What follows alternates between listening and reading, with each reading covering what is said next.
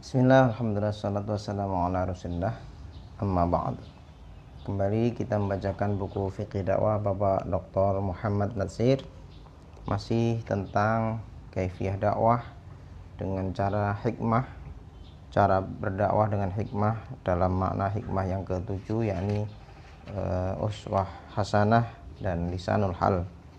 Kita sampai di sesi yang ke-73 di halaman 253, masih tentang kisah bagaimana Rasulullah dan para sahabat dan umat Islam yang terdiri dari ribuan orang setelah perjanjian Hudaybiyah akhirnya dapat melaksanakan ibadah umroh dengan tenang disaksikan oleh orang-orang penduduk Mekah yang dalam hal ini mereka belum masuk Islam.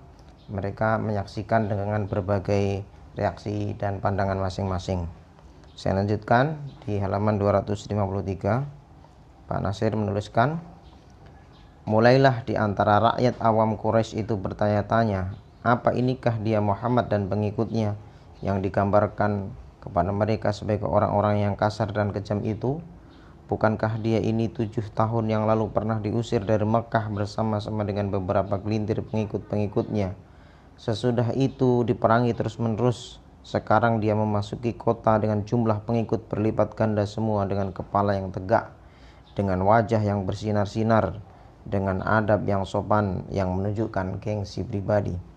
Adapun di antara pemimpin Quraisy yang pandai berfikir dan yang semula ini turut memimpin perjuangan kaum Quraisy terhadap Muhammad sallallahu alaihi wasallam, baik di medan perang atau di bidang siasat, mereka ini sampai kepada penilaian baru tentang kekuatan lawan mereka yang sebenarnya.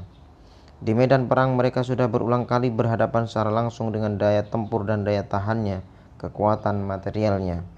Tetapi sesudah adu senjata dengan senjata dihentikan, mereka sekarang dapat menyaksikan betapa besar pula sesungguhnya kekuatan moral yang ada di kalangan Muhammad SAW dan umatnya itu, yakni kekuatan imaterial, kekuatan maknawi yang berada di belakang kekuatan senjata itu, dan bersumberkan kepada satu keyakinan dan cita-cita yang berurat berakar dalam jiwa umat Muhammad, yang memancar daripada iman kepada Allah dan Rasul, dan yang tidak sesuatu apa yang akan terjadi tandingannya pada sisi musyrikin Quraisy.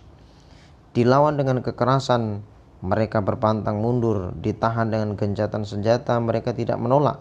Mereka penuhi segala isi perjanjian satu persatu sekalipun yang amat pahit dengan seksama. Mereka tunjukkan kemampuan mengendalikan diri dan kekuatan senjata mereka yang paling ampuh, akhlakul karimah, akhlak yang indah yang melumpuhkan segala nafsu untuk menentang mereka. Di antara para pemimpin Quraisy yang lebih cepat dapat menangkap dan merasakan semua ini adalah Khalid bin Walid, seorang ahli taktik dan strategi perang yang telah menunjukkan ketangkasan dan keberaniannya di setiap peperangan menghadapi Rasulullah sallallahu alaihi wasallam. Demikian juga Umar bin As, seorang organisator dan ahli siasat.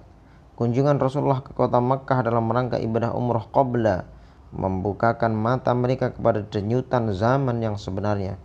Khalid bin Walid tak tahan hati untuk melihat Rasulullah beserta 2.000 mukminin masuk ke Mekah. Lantaran itu sebelumnya dia keluar pergi jauh dari Mekah. Sudahlah, dia sudah mengerti apa maknanya ini semua. Dia tidak merasa perlu dan tidak kepingin melihat apa yang sedang berlaku itu. Pernah terlintas dalam pikirannya hendak meninggalkan Jaziratul Arab sama sekali.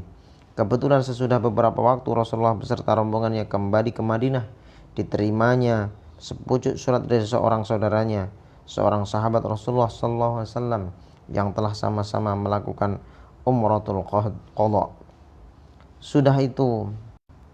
Surat itu antara lain menerangkan bahwa selama 3 hari di Makkah itu Rasulullah SAW pernah menanyakan di mana saudaranya Khalid bin Walid.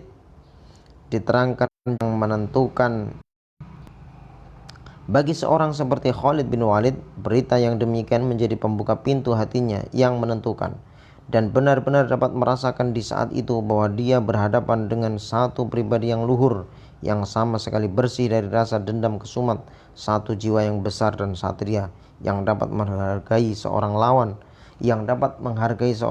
yang tangkas, berani dan berwatak. Diputuskannya berangkat ke Madinah menuju Rasulullah sallallahu alaihi wasallam untuk mengikrarkan berimannya kepada Allah dan Rasulnya. Subhanallah, Khalid bin Walid setelah menyaksikan bagaimana Rasulullah dan 2.000-an kaum mukminin melaksanakan umrah dengan tenang, dengan penuh akhlak dan kesatria mereka, dan setelah itu Rasulullah kembali ke Madinah dan mengirimkan surat kepada Khalid bin Walid melalui saudaranya. Ternyata ini menjadi pembuka pintu hidayah bagi Khalid bin Walid, yang kemudian Khalid bin Walid berkunjung ke Madinah menghadap Rasulullah untuk mengikrarkan syahadat. Allahu Akbar. Saya ulangi paragraf ini. Diputuskannya berangkat ke Madinah menuju Rasulullah sallallahu alaihi wasallam untuk mengikrarkan berimannya kepada Allah dan Rasulnya, yakni Khalid bin Walid ini maksudnya. Dia berangkat bersama-sama dengan seorang pemuka Quraisy, Utsman bin Talhah, juru kunci Ka'bah, satu kedudukan yang terpandang tinggi dalam masyarakat Banu Quraisy.